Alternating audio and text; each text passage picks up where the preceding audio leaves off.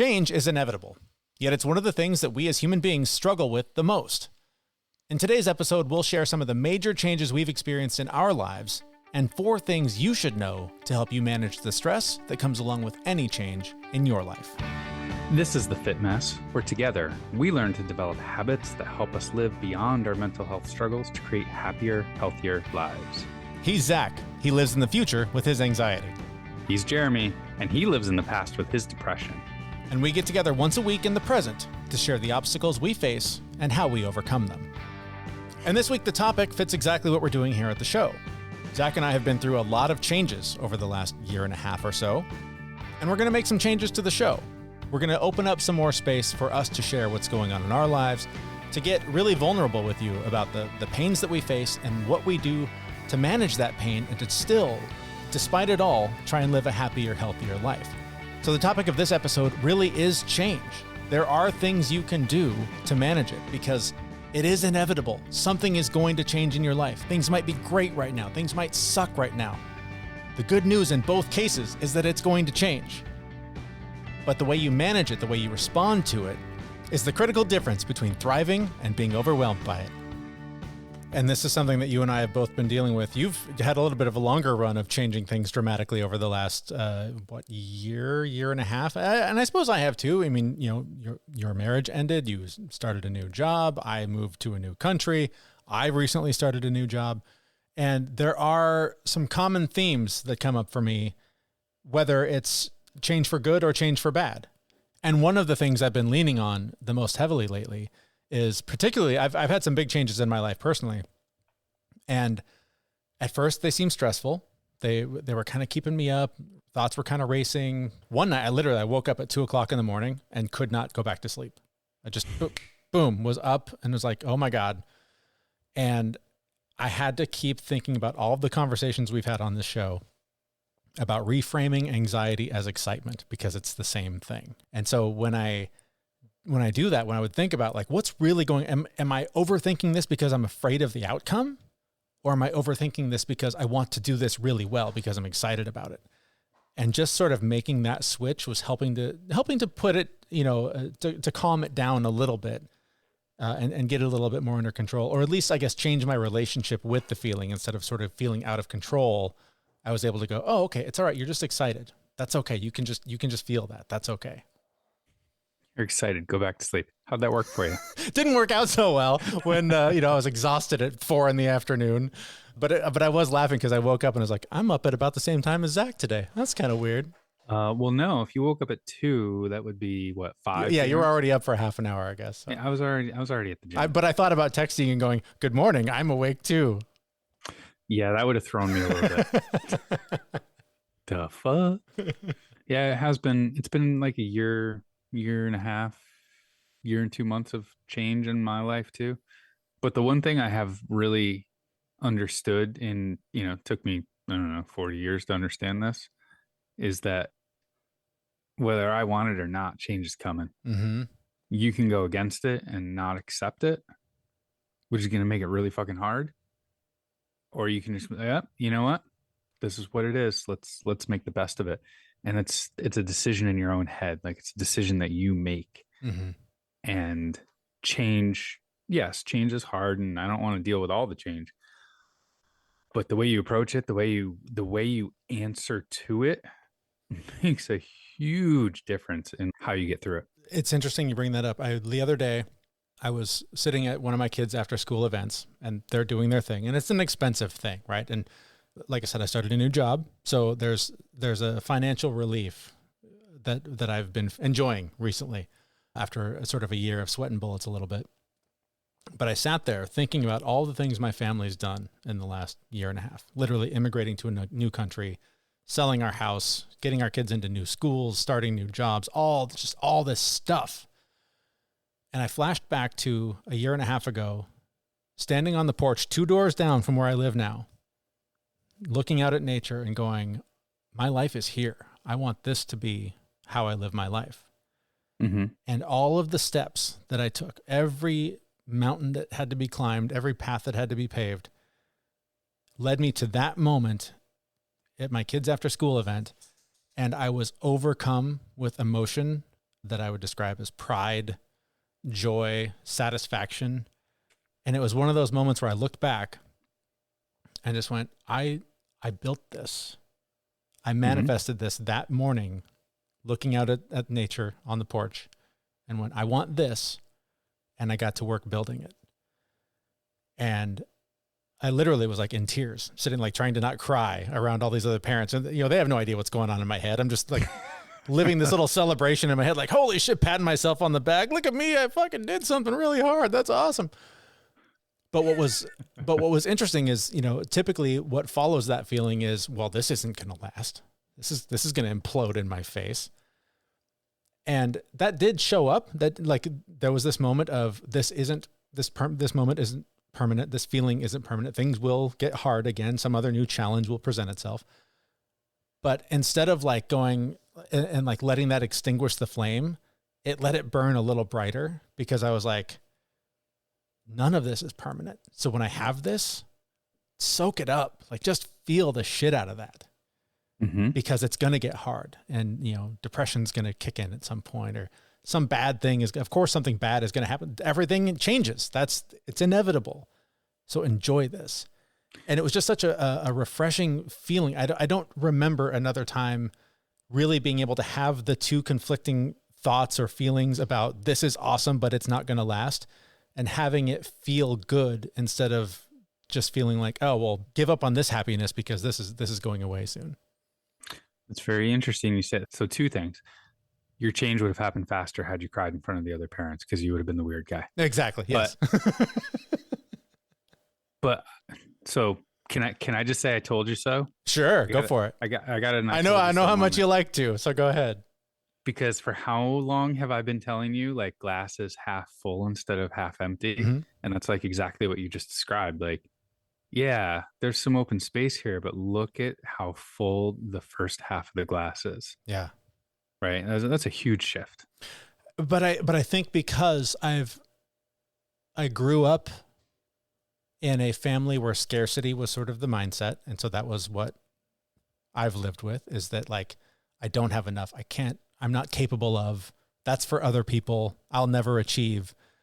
And I literally at 45 years old, rebuilt my lifestyle, my home, like everything. We want this to be something else. What do we want it to be? How do we get there? And now, the confetti's flying. And I know I've accomplished things, right? I know I've done things in the past, but normally I can dismiss them as, oh, well, I knew somebody that got me in, oh, my job gave me access to this thing. Like, I could always dismiss it as something outside of myself. But I feel like this is the first time, maybe ever. No, that's not true. Outside of having my kids. Although, let's be honest, Cheryl did all the work. I was going to say your part in that was very, very small. Very small. Was small and, was gone in an instant. Yes. But the same is true here, right? Like, I have the support of my family, and my kids have gone along for this crazy ride, all this stuff.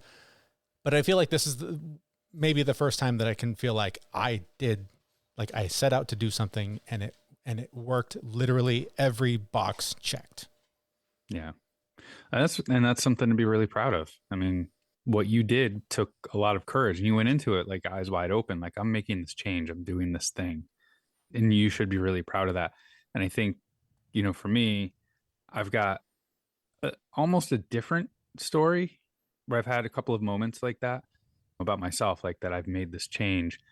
As you mentioned earlier, like, my marriage ended last year, and being back on the dating scene, like, I've had to tell my life story a couple of times to ladies that I've been on a date with. Yeah. And while my life story has been very, like, for me, it's normal, right? It's like, that's just how everyone was raised. We both know that's not true. And it was a very traumatic childhood. It was very different, very repressed, all these messages that were given to me as a child. And like getting through like my 30s and like even like through my divorce, and like, I had that moment, I think I told you about, like, standing in my kitchen one day of like, holy shit, like look at all this stuff that I did to get out of like, everyone thought I'd be dead or in jail. Look at everything I did to get out of that, to be successful, to be where I am. And where I came from was the fucking gutter. Yeah. So I've had those moments of like looking back too, where like it wasn't an active change. Like it was just, this is how my life has happened. And I told you that story. I was standing in my kitchen and like brought me to tears, just like being like, oh my God, I am like, good looking and smart and intelligent and capable and all of these things. And I just believed the opposite. Yeah. It's amazing those moments where you do overcome all of that programming and realize you're capable of maybe more than you ever even thought. Yeah. And even after you've done things and you're looking back and you're like, oh, I did do some stuff, and you don't realize it in the moment. Yeah. I quickly want to mention our sponsor, Athletic Greens. If you want to empty that overflowing cabinet full of vitamins and replace them with one great tasting drink, then order Athletic Greens now so you can not only give your body what it needs to thrive, but we'll give you a free year supply of immune-supporting vitamin D and 5 free travel packs with your first purchase. The link to try it out is in the show notes for this episode at thefitmess.com. So both of us have been through a whole lot of change. Some of it kind of happened to us. Some of it we just fell into. But I know both of us now in our lives, we really do work to actively manage the change that happens in our lives and have it happen in a positive way, whether it's negative or positive change. So, that we don't lose our fucking minds when the inevitable happens. Yeah, yeah. So we have 4 things for you that we hope you'll take away from this episode that will help you manage the stress that comes along with whatever change is thrown into your life or that you willingly bring into your life. And I'm actually going to skip ahead to number 2 because I feel like it's more powerful. Number 1's really obvious. We'll get to it in a minute. But number 2, I know, out of order, is really just feeling the feelings that come with it, really allowing it to happen. And there's lots of ways you can do that. You can journal about it. You can talk to your therapist. You can talk to a family member. Just talk to somebody who will create space, who will allow that to happen. Or in the case of this episode, perhaps talking to a good friend of yours and just complaining about all the struggles that you've been through and really celebrate how you got through it and got to the other side. To me, that's what this episode's been all about, is just being able to share with you, Zach, my friend, about changes that I've been through, some of the pains that have come with it, but the inevitable, I believe, success that's on the other side of it, or perhaps even the lesson, if it's not a success, that there's always something good, I think, that can come from whatever change is thrown into your life.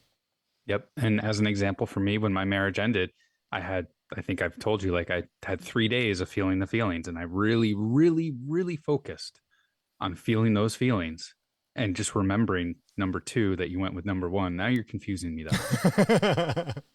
But feeling those feelings for 3 days, like, and 3 days is not, the number of days I chose to feel the feelings. That's just when it ended. I felt the feelings and I was like, okay, now I'm ready to move on. So it is really a critical part of it. That was I don't know that's a fucking magic trick that you pulled off. That was something unlike anything I've ever seen in my life. But okay, let's go back to number 1 on the list. And that is just, it's so simple. And that's why I skipped it, but it's just accepting it, right? Something's going to change. If things are great right now, great. Feel that too. That's okay. But know that, that's going to change. If things suck, if you're in the middle of a shitstorm right now, good news, it's going to change. So if you can just start to sort of create that space in your life and allow for whatever you're feeling now is fine, because it either sucks and it's going to pass, or it's great and something's going to challenge it. So just be aware, allow that to be a part of your experience. So I kind of like number 3 though, tragedy and comedy, like all change, positive and bad. But you can choose, you can like write out a story. Like you can actually make a choice to have change be a positive thing. Even if it's a negative change, you can choose for it to be a positive thing. And literally, I mentioned journaling. You can literally write the story, write the ending that you want to have happen, create that happy ending in your mind and put it on paper. And in a way, the universe will sort of hear that and can possibly, bring that happy ending to you if you make it a reality somewhere outside of your mind. But you can also write down the worst case scenario. If it's the story that's rattling around in your head and this is going to end in a fireball and terror and horrible shit, write that down too. Just get it out of your head. It's just taking up free space in your mind. So put down both stories. And every time that you sort of come back to that dark, doom, bad, terrible case scenario, review the good case, review the positive story, review the one with the happy ending, and try and feel how it will feel to have that positive outcome and move forward from there, because it's like a magnet. Whatever energy you're putting out is what you're going to attract. And so if you can try and just focus on that positive energy, I feel like you have a better chance of having the better outcome. And number 4, this one's near and dear to my heart, because not only for just change, but for just general life, it's better self-care. I know for me, when I am working nonstop and I'm not taking the time to go to yoga or go to the gym or just take 10 minutes to breathe or meditate or eat the foods that I need to eat to be healthy, I'm not okay. And when that inevitable change comes and I start feeling the feelings and I start writing down my story, it instantly becomes a tragedy. But when I'm taking care of myself, like my body is primed to be able to deal with this and be able to write the comedy or, write the better story out of it when it does come. I don't know if that's the same for you or not, but that's me. Yeah, and I'll go back to the analogy that we made on a previous episode about the champagne fountain, right? If you fill that thing up on the top, all the glasses are going to get full. And when the bottle's empty, your glass is still full and everyone gets what they need from you. But if you start at the bottom and you hope that there's enough left by the time you get to the top, most of the time, I think you're going to find that your glass is pretty empty and you're not going to be very much fun at the party. I'll tell you that much. See, that's why I don't even fill anyone's glass. I just drink right from the bottle. Just straight out of the bottle. Just forget everybody else. All of this, and particularly, Zach, you were talking about just strengthening for the bad times. That reminds me of the conversation we had with record-breaking weightlifting champion Chris Duffin. It was episode 98 of our show. And he made the analogy of the strongest trees with the deepest roots are the ones that have withstood the strongest winds. And so every time that the storms come and challenge you, it's just strengthening you for the next one. And so again, whatever challenge you may be facing now or preparing to face, it's only going to sharpen your blade and make you stronger for the next. And you have to lean into that training and recognize that you are getting stronger, because it's so tempting to feel beaten down and weakened by it over and over again. But every one that you get through makes you stronger for the next one. Yeah, I try and look at everything as an opportunity to strengthen myself for the next time. All right, well, there you have it. Our first guest-free episode in quite a while. Thank you so much for listening. If you do want to check out that episode with Chris Duffin, I think that there is a lot of lessons about strength and resilience. Again, that's episode 98. We'll link that here in the show notes for you.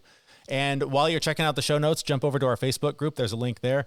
We would love to have you be part of the community where we challenge each other to show up, to be vulnerable, to hold each other accountable for whatever goals we're trying to chase. The link to that is in the show notes for this episode, again, at thefitmess.com. Thank you so much for listening. We will be back next week with a brand new episode. See everyone. We know this podcast is amazing and doesn't seem to lack anything, but we need a legal disclaimer. Prior to implementing anything discussed in this podcast, it is your responsibility to conduct your own research and consult your physician. You should assume that Jeremy and Zach don't know what they're talking about, and they're not liable for any physical or emotional issues that occur directly or indirectly from listening to this podcast.